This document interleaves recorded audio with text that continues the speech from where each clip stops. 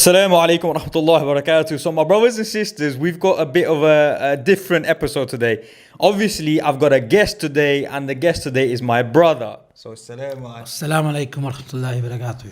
So, today, basically, I wanted to get my brother on because you guys don't even know that I actually have a brother. I never speak about my family, and I never speak about these sort of things. But there is benefit in today's video because my brother actually was in Malaysia for a good part. How long were you there? About 7 years. Okay, so 7 years. When my brother was in Malaysia, he was running his own recruitment company, basically doing it from his home. And where I basically was doing it in the UK, my brother was also he was completely different, doing his own thing. And I thought you guys could really benefit because where where you guys might see me like working so many hours and doing all this stuff. There's also this other side where my brother was doing recruitment and his sector was completely different. So when did you first come across recruitment? Do you remember that? Yeah, I think after finishing work in banking sector for about 12 years, I basically took a redundancy back in 2012. I went straight into Reed, which is a recruitment agency, handed my CV in, and there was a manager there and he just basically said, would you like to work in recruitment? At that time, if you guys remember, back in 2012, there was less jobs around. And I just took the opportunity and said, yeah, why not? So anyway, within 3 to 4 weeks, I was working for Reed. This was first step within the recruitment sector ever. Went into recruitment, worked for Reed just for over 2 years. During that period, I was doing accountancy sector. It was brilliant. I loved it. And that basically changed my life. I was one of those people that used to work 8 hours a day, every day, Monday to Friday, Saturday off, come home and chill on Saturday and Sunday spend time with family. And you just think this is my life. The maximum I can earn would be, I'll probably get to a director level in the banking sector.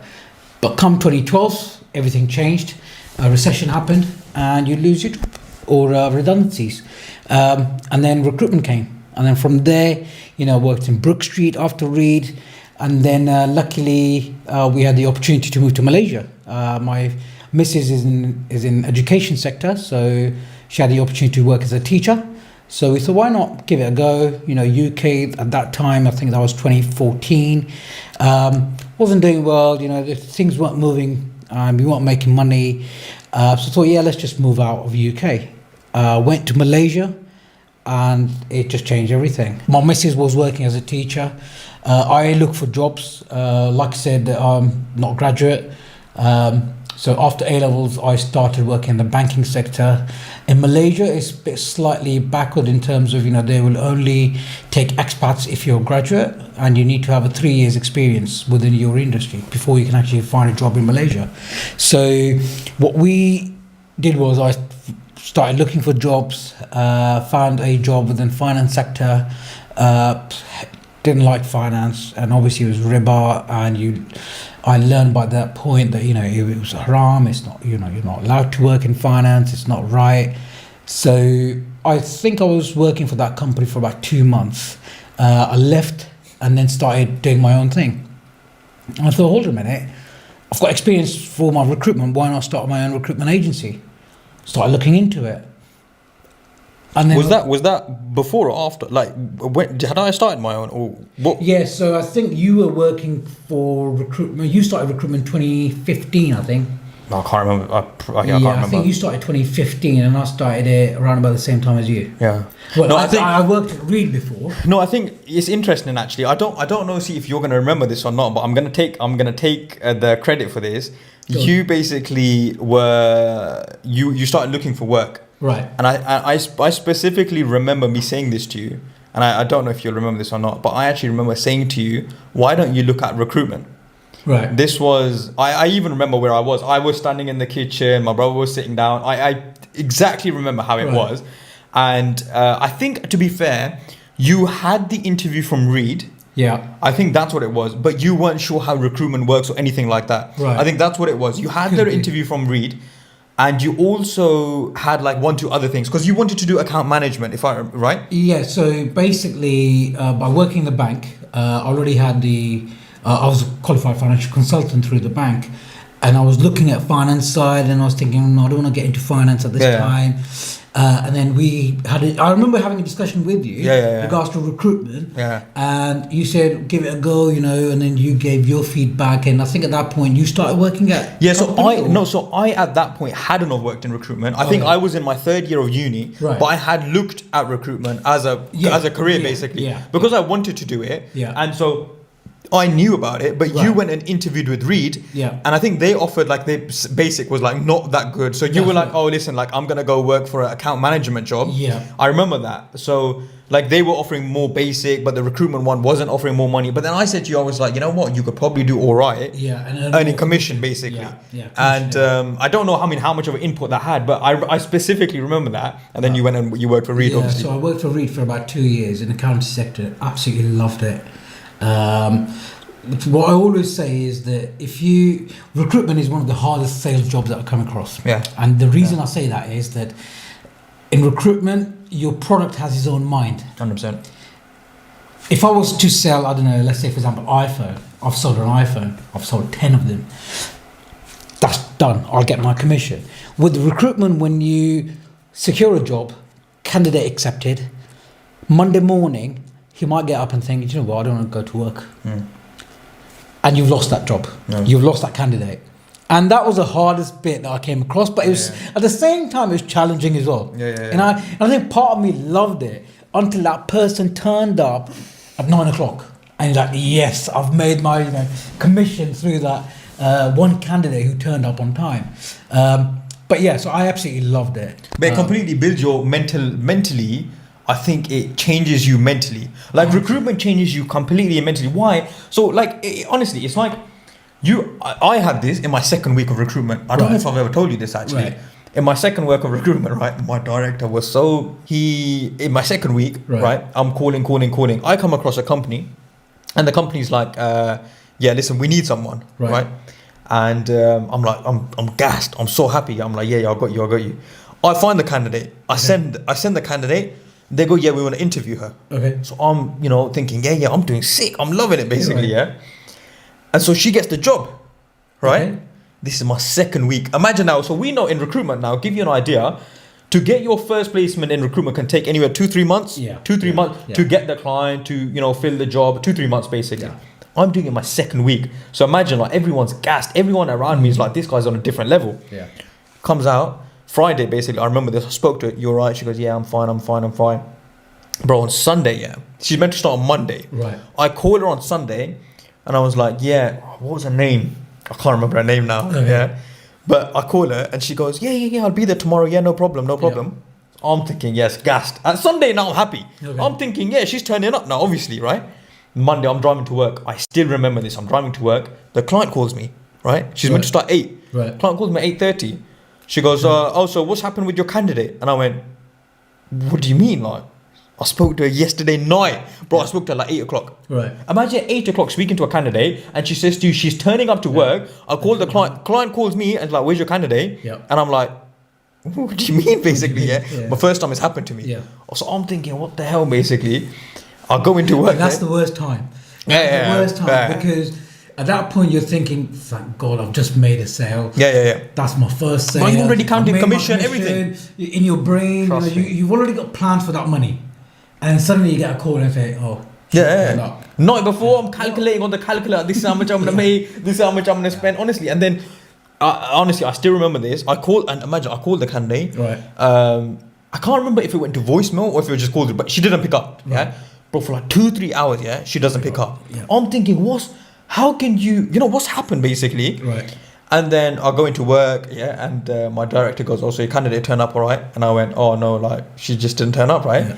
And my director was ruthless. So my director's like, oh, so what does that mean? And I went, what do you mean? What does that mean? Innit? She just hasn't turned up. Like, what do you want me to say, basically? Yeah. He goes, also, basically, the client's unhappy now with you. And I was like, bro. So he was basically, he rinsed me so hard that honestly, I'll be honest, I made sure next time when I sent candidates, I'm actually glad that happened in the second week. Yeah. Because then when I started to speak to candidates and make sure, I ask them everything. Yeah. What's your situation? What's going on? Why do you want to move? If only a candidate was like, definitely this guy is ready to move, will I send the candidate? Because the worst thing you can do is send the candidate and he doesn't turn up. You look like a joke, man. It's like, oh, why didn't this guy turn up? But look, From this, I remember that a similar situation happened to me. That I remember I was working at Brook Street, and I think it was within the first month. Yeah. A job came in, and they were looking for a Italian speaker. Yeah. And luckily, like a week before that, I registered a candidate who spoke good English and Italian, and he was looking for a job. So I rang him, came in. He was basically looking forward to it. He went in for an interview, had 2 interviews, he passed. They offered him a job.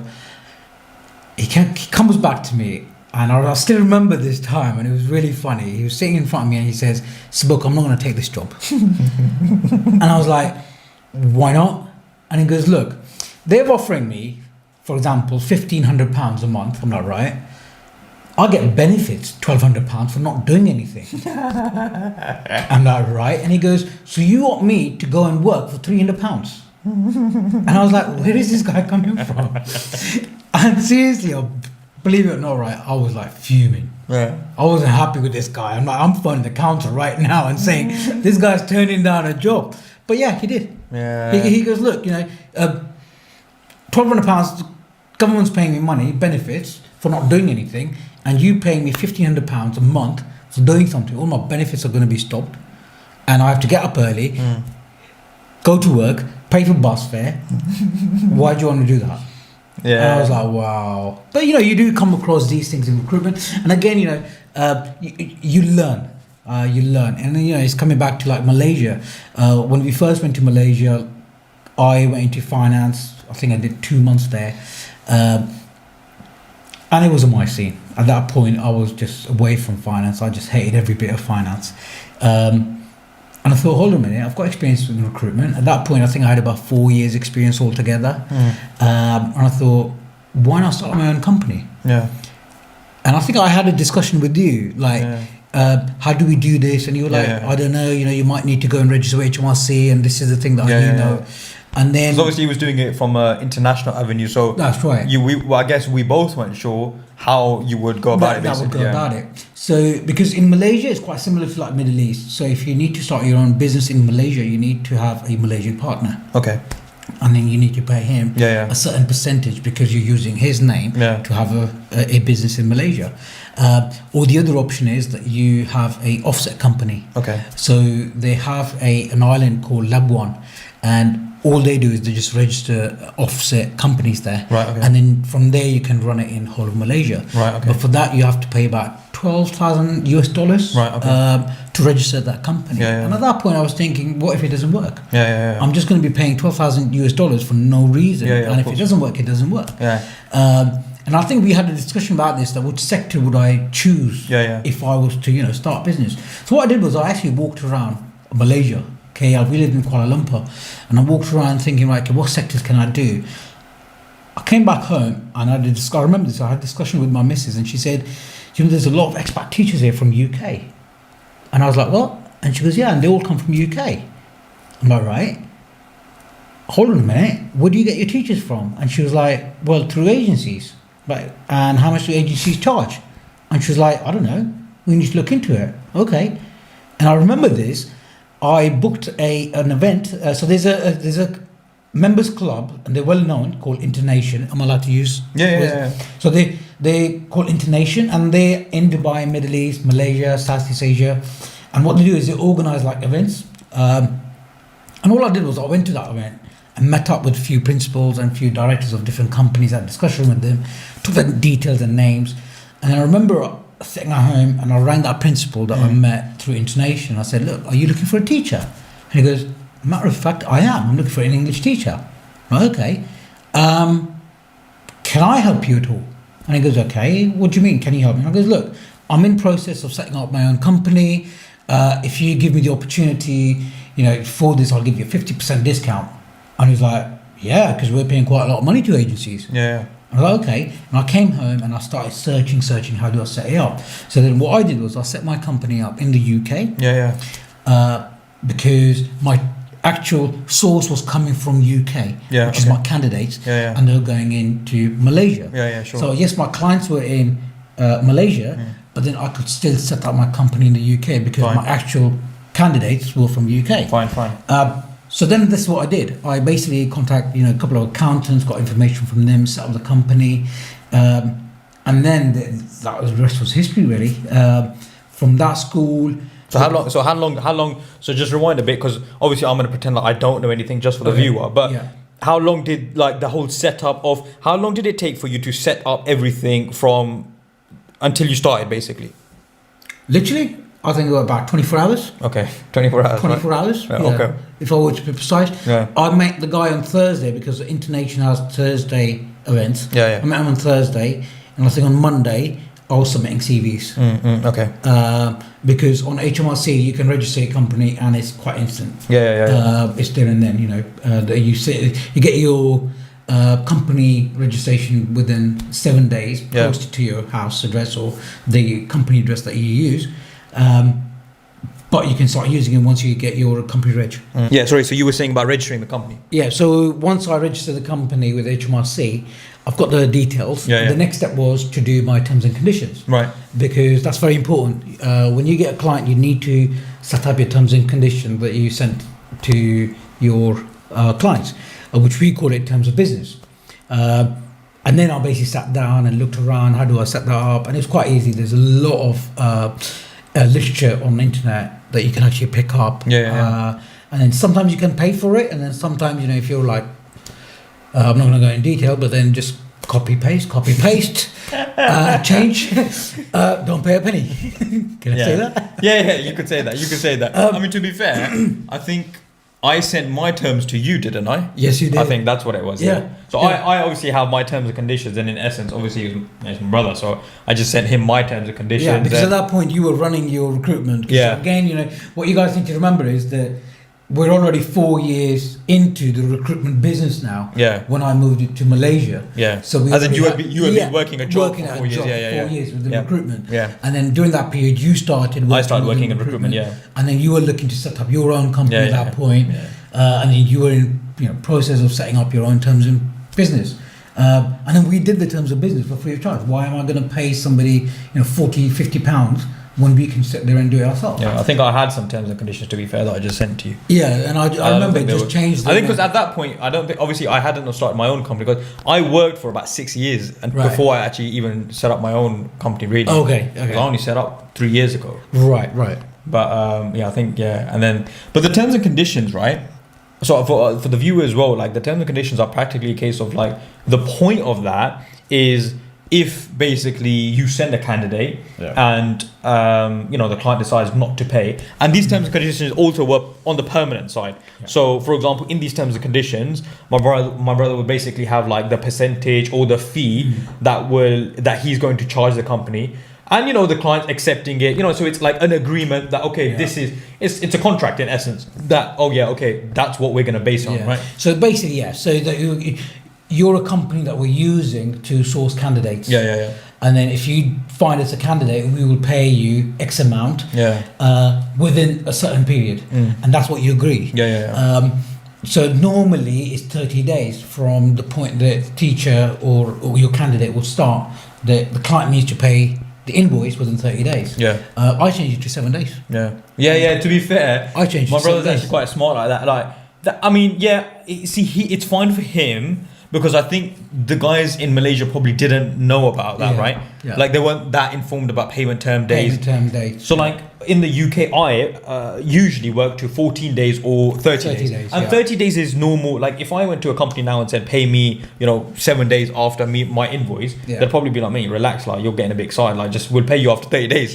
But I guess for you it was nice, because it was like they weren't really aware of how it worked. So what I did was I said, as long as you settle the invoice within 7 days, it's fine. Once it goes over 7 days, there's a £250 fine. Which obviously my brother at the time didn't know his interest, but we shouldn't go into that really. At the time, but then I charged money, charged them £250 for late. And to be honest with you, I've never charged any company that.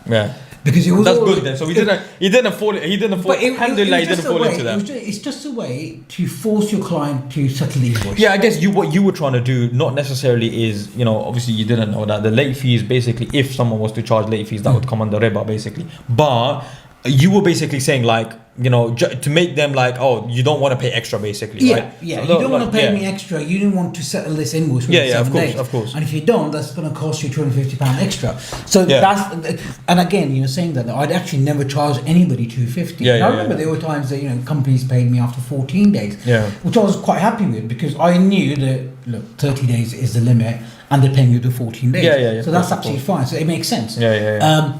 But it was just a way of a pressure that you put on our client. Yeah. No, 100%. That, look, All right, so tell me this: when was your first win? Like, when was that first? Like, when did you get the first deal? So, intonation. Can you remember? Intonation Monday, and I think I found a couple of candidates. I would say within the first month. Right. First month, because with teachers it's a long process. Yeah. Of course. Because what you need to remember is that with teachers you have to do a lot of checks. Yeah. And before. And obviously they're relocating, right? That's like right. they're relocating from the UK to Malaysia. Malaysia. There's It's a not lot easy. of issues in the middle and stuff like that. Yeah, and then again, there's a lot of issues in the middle. You need to check whether or not they're actually reliable teachers or not, whether or not their degrees are from where they say they are from. Whether or not they have PGCE or if they've got bachelor's in education. So you have to check a lot of paperwork, and it does take time. Yeah. Of course. But again, what you need to remember with the recruitment side that I did is education, and education only got very busy during August, January and April. So there's 3 months in a whole year when I was making my whole money for the whole year. Okay, yeah. Right. So there were busy periods in like... Yeah, so you have a term time within the education sector. So, you've got half term, full term. So schools will only look at, if they're looking for new teachers, for August start. Yeah, okay. Or they will look at for January start after Christmas. Okay. Or they look at Easter start after Easter break. Okay. That's normal process for education sector. So I basically had to make sure that I'm getting enough candidates in during the year. So once those teachers come in, I've got candidates ready for those months. Okay. And again, you learn that with step by step. As you go into the sectors, different sectors have different criteria. As you go in, you learn step by step. And that's what I learned, over time. That look, hold on a minute. September. So, for example, I remember, my big hit. I had 17 teachers for September, for example, and I had to find 17 teachers. And I did. How much were you charging per candidate? It's a 1 month salary. So what we do is we charge 1 month salary. Okay. So whatever the school offer the teacher. So say for example they're offering them 40,000. Right. The 1 month salary. That's what my rate is. Okay. And that normally works out around about 10%, 10 to 11%. It works. So you're talking basically 40,000. You're talking in terms of UK money, 40,000. Yeah, £40,000. So if a teacher gets £40,000 a year, basically, you're gonna get like $3,500. Correct. Basically. Yeah. Per for that person. teacher. Yeah. Okay. Cool. Yeah. Right. So that was my basic, income from Fee. those teacher fee from So teachers. those 17 teachers were nice, basically. Basically, yeah. But then this is the thing. What I'm saying to you is that you learn with time. So as soon as September finished, October, nothing. Yeah. Until November, there was nothing. And I I'm guess- sitting there thinking, hold on a minute. Yeah. Why is the recruitment not picking up? Yeah. Of course. I'm ringing everywhere. I'm not getting any jobs here. What's going on? I'm doing something wrong. But then I learned, no, hold on a minute. November came and suddenly the phone started buzzing. Yeah. And it was like, we need teachers, we need this. And then the business just started growing. And alhamdulillah, it was very good. Because in the beginning you only had like 1-2 schools, right? 1-2 schools. And so like now, because I know like you basically unwinded the company and everything like that, but so near the end, like how many clients did you have? Regular clients, I had 5. Okay. Regular clients. When I say regular, so they would basically give me a call whenever they need someone. Yeah, but see, this is the thing, like it's not to say like you need like 10, 15 clients. Like honestly, I probably have 5 regular clients. Right? But one client, honestly, I don't want to go into too many numbers of how much I make as such, but one regular client could probably make like, one client can make you like 100 grand a year. Yeah, 100%. Like one regular client can make you 100 grand a year. So if you've got 3-4 good companies, you're loving it basically. You're loving really. it. And again, what you need to remember is that with clients, once you've got one client, they're going to be using you as long as you are providing good candidates to them. Yeah, of course. And on time. As long as you deliver, they're usually as long as you deliver and you're quite efficient with, and you're in touch with your company, with your clients, you're fine. Yeah. They will, keep on giving you jobs. I always say again that it's harder to get a company, but it's even harder to keep them. Yeah, 100%. Because you ring a company, they will say, "Do you know what? Yeah, I'll give you a go. Yeah. Here's a job. Yeah. Fill that up." And let's say, for example, you put that job to a side, and you're like, "Do you know what? It's a new client. I'll do it in a minute." Yeah. That client is just testing you. Yeah. He's probably got like 4 or 5 different jobs on the side. Yeah, 100%. But it's just giving you one job just to see whether or not you can actually deliver or not. Yeah, definitely. And if you can deliver, then they will basically start using you. And they will like, hold on a minute.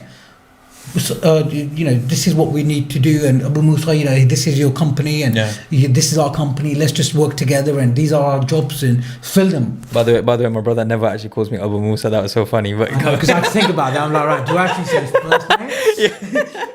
He actually, my family name is Moshi, by the way. I've got no shyness in telling anyone that. But it's so funny. My brother called me Abu. I was like, raw, he's taking it, But no, that's so I was like, right, okay. So China's Abu Musa. Do I say Abu Musa or do I say Moshi? So I was about to say Moshi. Abu Musa. That's funny. Yeah.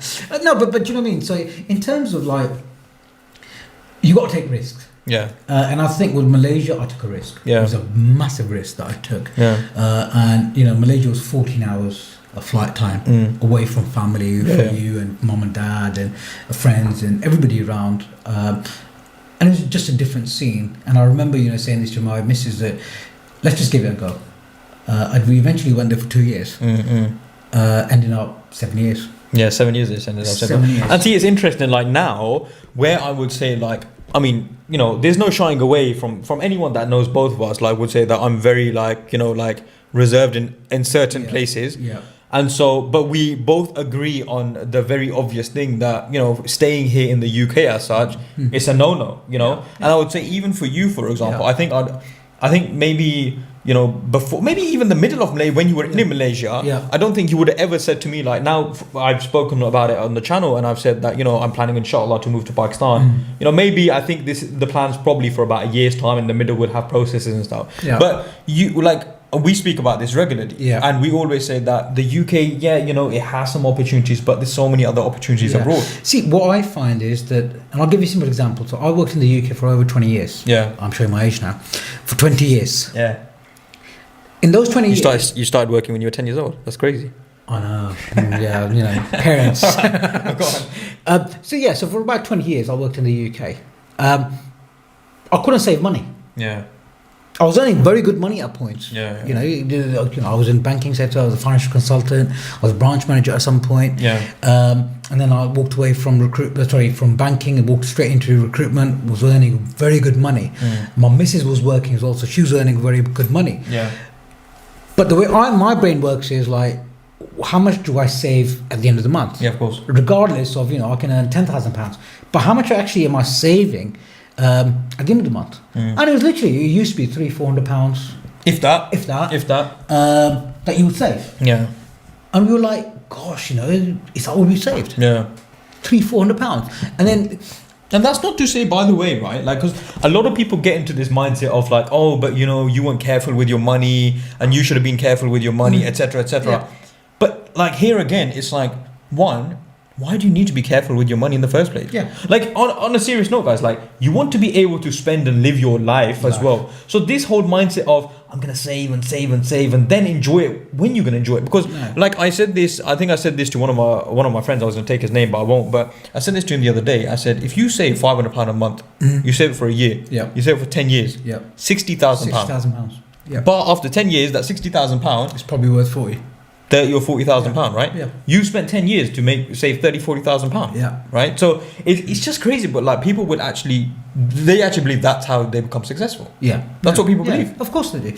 But then this is what I'm saying to you, and I was in that mindset. Yeah. And I think, and as you are, right? When you work in a job, you are. You are, because at the end of the day, you're thinking they're right. Okay, I'm a manager now. For example, I started in the banking when I was like a personal account manager. Yeah. And then from account manager, build it up. It took me 10 years. Yeah. Right? Yeah. And then at some point I thought, hold on a minute.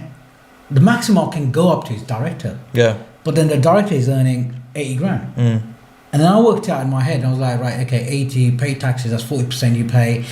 And then you're going to be getting around about £4,000 in your pocket if you're lucky. But then that £4,000, you got to pay your rent. Yeah. You got to pay your council tax. You got to pay your bills. Yeah. Your car. You're not loving it, basically. You're not loving it, and then It's just you probably have 1 or 2 holidays a year. Yeah. And you know that I've been everywhere. Since I've been to Malaysia, I've travelled everywhere. You name it.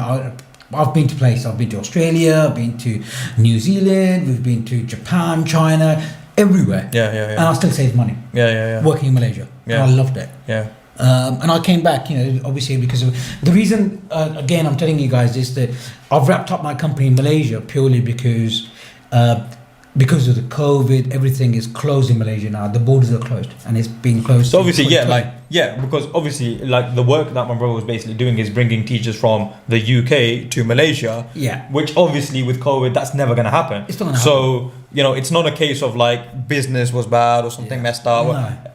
I don't think anyone could have controlled COVID as soon as the borders shut. It was just a case of you can't really get teachers over, can you? So what do you do? All right. So do you sit there and cry about it, or do you just basically move on? And that's of exactly what we did. course. And I always believe that if you've got control over something, act on it. Yeah. And if you don't have a control over something, then just forget it. Yeah. No, 100%. You just basically you can't sit there and stress on it. All right. So getting to the point of the title of the video, how many hours did you actually work? Like how much effort did you? Because I know I put in a lot of work, right, for what I do. Right. But obviously with me it's a little bit different because everything that we're doing here. But how much were you? How much hours were you putting in? Basically, you're gonna love this. Probably about a couple of hours a day, max. Yeah. Okay. And my missus used to hate that because she used to go to work for 8 hours, teach, come back, and I will go into my office. So I made an office in the condo where we lived. Yeah. Okay. I'll go in there and I'll say I've got a couple of jobs to work on, and I'll come out within an hour and a half sometimes and say, hey, I just made a placement. Let's have dinner. And she's like, what do you mean? 3.5 grand. When you say placement, you want to say 3.5 grand. You've just got in and you've basically secured a guy who's now going to start working. 3.5 grand, basically. Yeah, basically. Yeah. And it used to be, and when I say 2 hours, that's pushing it. Yeah. Because what you got to remember is I was still working on UK hours in Malaysia. Yeah. Okay, fine. Now they're 8 hours ahead of us. Yeah.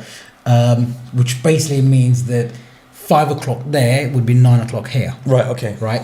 So I used to start work at 5 o'clock. I'm sorry, people probably do want to know this as well. Actually, how were you able to do that? Like, obviously I know the answer, right? Yeah. The phones and stuff. But how were you able to do that in Malaysia? Right. So I basically purchased a VoIP system. Right. Which is the internet phone system, and took it from here, from the UK, and registered it here in the UK. Took it to Malaysia, connected to the internet, and I was ringing everywhere, and it was coming up with 01494. 01494 number. Yeah, 01494 being high Wycombe number. So basically, you get the VoIP phones over the internet. The phones basically where you could go to Africa and call from Africa, and it's like you're calling from the UK. Yeah. And that's probably when you're getting all these like prank calls and stuff. Them guys are probably using like VoIP phones, aren't they? VoIP phones, yeah. So whenever you get like sales calls and you're like 0208 number. Yeah. That is probably coming from from Pakistan or somewhere else, you know.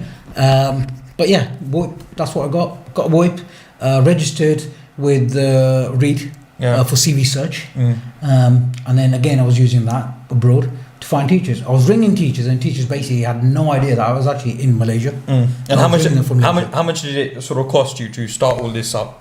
The VoIP phone was about 20. The whole business, everything. How much did it cost? So a month I was paying. Starting in the beginning, how much did it cost you? Nothing. Yeah, exactly. Honestly, like it's honestly that's the worst thing. That honestly, the businesses basically started from nothing because in essence, you went to this event, right? You got a client. The client's like, I'll work with you, and you could just go on LinkedIn, right, and get the candidates from there. So technically, that's free, right? Exactly, and you probably could use your LinkedIn messages, which is free again. And then when that money came in, I used that money to purchase Reed and then purchase all my other stuff. And Reed is basic. How much were you paying? CV search. I think if I'm correct, it's about £350 a month. Yeah. Plus VAT. Actually, funny story. You actually gave me the login to Reed. Yeah. So this is, a lot of in the beginning. I don't think we should be saying any of this. Why? You reckon Reed might be listening? Reed's gonna be calling you and saying, Reed might be listening. Listen, Reed, if you want to if you want to promote any of my recruitment videos, you know, just Please do so. yeah, just add me up on the Instagram and let me know. But obviously, you gave me the login for that, and I was using that. And to be honest, like a big part of because you gave me the login for that, and then I got a login for another CV database. So we had access to many like CV databases, and basically. We were just basically sharing. Yeah. Because what you got to remember is that, regardless of any sector, you're not just going to find. And see, this is the thing. Sorry, I'm cutting you there, but you didn't know anything about teachers. No, I didn't. And I didn't know anything about engineers. No. So it's not to say now you need to go into a sector where you actually know something about, because you don't. No, you don't. All you need to do is probably spend about a day. Yeah. Understanding a few little things. Understanding, you know. What's a teacher? Understanding, you know, the qualification, for example. So I didn't know this. I remember when I went into accountancy, and before accountancy, whoever you see, they're like, I'm an accountant, and you're like, oh wow, you're an accountant. But when you go into accountancy, then you understand, hold on a minute, are you a purchase ledger, are you accounts assistant, are you assistant accountant? You could be qualified by experience, you could be CCA, you know. There's various jobs descriptions that you can go into accountancy, but when you're not in that sector, you don't know anything about it. So I remember, you know, people used to say, oh, I'm an accountant. I'm like, wow, he's an accountant. At later date, you find out, well, do you know what? There's different levels of accountancy as well. And same thing goes with education and different sectors as well. That whichever sector you go into, you just need to spend about a day looking at, you know, various duties and qualifications. And then from that, you can just basically start doing what you need to do. You know, it's crazy, because I feel like I thought that I'd probably keep this video to like half an hour, and I think it's like coming up to an hour now. And I didn't want to actually go on for too long as well, but we've got a couple of questions that I just wanted to run by you as well. Right. One of the questions is, who does mum love more? No, no, honestly, that wasn't even a question. I just thought I'd ask for Bant. Obviously, the answer is me. But someone asked, do you ever get angry at me? I used to. You used to a lot? I used to a lot, yeah. Now? Do you get angry at me now? No, because you know, you've got your own family, you're an adult now, and you know what you're doing. I'm a grown man. You're a grown man now. And again, you know, there's quite a lot of an age difference between us. So... Yeah, were you like 50 and I'm 30? Basically, yeah. So... He's not, but go on. So there is an age difference between us, isn't there? So I think growing up, like you were always like, I think less of a brother growing up, and more of a like, oh, you know, you didn't want me to mess about and so on and so forth. And I think you definitely had that like more of a keep an eye on you. Keep an eye on. And I think once I got to a certain age, I think that was practically out the window. I think I feel like there was probably a point like slowly. Like 1 year at a time, we like unlocked a different door. Unlocked a different door. And we actually became friends then. Just like sharing everything. It's like, all right, whatever. Yeah, I think like after a while, and then that was basic. That was basically. But again, you know, I always believe that, you know, until you're 16, 17, there's a different relation, and then once you're over a certain age, then you know you're becoming an adult. You know what's happening outside, and how to deal with things, and you learn it as the time goes by. And I think with you, that's what it was, because I remember, you know, when you were really into cricket, and you used to come home and you're like, you know, this is what I've done today. I was like, all right, whatever. Because I was all right with cricket, but not good as him. I'm sorry to say that, he was quite good. I never said that to him. But and he used to come back and he's like, I've took up many wickets and I did this today, why didn't I did that? And I was like, right, okay, I didn't take any wickets today. But again, you know, there are things that, you know, slowly with time. Thoughts on university? Don't go. Don't waste your time. Don't waste money. I'll give you a simple example. Now, obviously, you went to university. Yeah, I did. Right. I didn't go to university. We earn around about the same amount. You spent, I don't know, let's say for example, 30,000 on university. I didn't. I earned that 30,000 without going to university. Yeah, like if we both like had a recruitment job, for example, it'd basically be the same thing, right? So again, like a lot of people, I think it is a little bit subjective. Obviously, if you're becoming a doctor, pharmacy, dentistry, that sort of stuff. Of course, it's like what I hate is that when people go to university and say, I don't know what I want to do, but I just want to go to uni. And like, well, you're going to be wasting 3 years of your time. You need to stop wasting that money. You need to start saving up, start working. And those 3 years, so put it this way, so people I knew, like around the family and stuff like that, they all went to universities. Let's say, for example, they spent £30,000 after 3 years, got into a job, earning £30,000, but they're in debt. £30,000. I worked for 3 years. I'm not in debt. Yeah. And I'm making that 30,000. Yeah. So university, only go to university if you know what you want to do. If you want to become a doctor, pilot, engineer, then go for it. It's like, I'll give you a simple example. I became a financial consultant without going to university. Yeah, of course. And of course. You there are other routes. there are other routes. Yeah. So you can choose different courses during through your work, earn money and do courses. Yeah. It's like, I remember I had an option to become a mortgage advisor or a financial consultant. Yeah. And I was like, financial consultant. Yeah. Because to me that was easier than a mortgage advisor. Yeah, it makes sense. So at that point it was different. Kind of fish really. But last question. Someone asked, where do you see me in 5 years? Where do I see you in 5 years? This is interesting because I've never asked you this. This is interesting because it's like, I wonder, this is basically saying, what do you think of me, basically, right? So where do you think I'll be in 5 years? See, you surprised me. Okay. And I'm going to be honest here that I don't know if you remember this or not.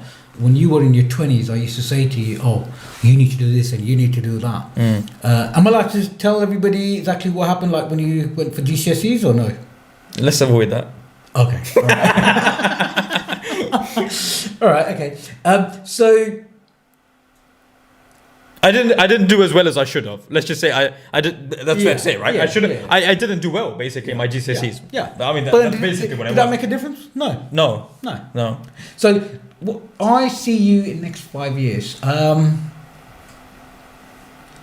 Probably retired. Right. And when I say probably retired, would have passive income, a lot of income from sides that you don't need to spend hours at work or at office. And if you don't do that, then I'll be surprised. And the reason is that you do hard work when you're young, and there's a lot you can do when you're young. When you get to a certain age, you start thinking, right, I need to start wrapping up.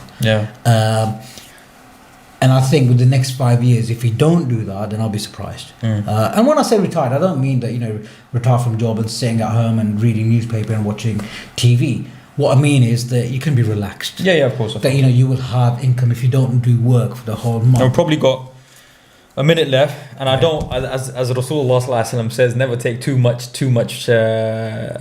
never take too much praise, basically. Right. So I'll cut you there. Right. But the last minute, advice to everyone else. What would you advise everyone else in a quick 30 seconds? What would you say to everyone else? I would basically say, go with your heart, work hard, take risks if you need to move forward, and don't listen to families. Listen to yourself. All right. Yeah. I like that. I'll probably second that. All right. Barakallahu feek. I appreciate all you guys watching. If you guys have stayed until the end, you guys are real ones. Like this video, share with your family and friends, and that's all from us. Jazakallahu khairan. Assalamu alaikum wa rahmatullahi.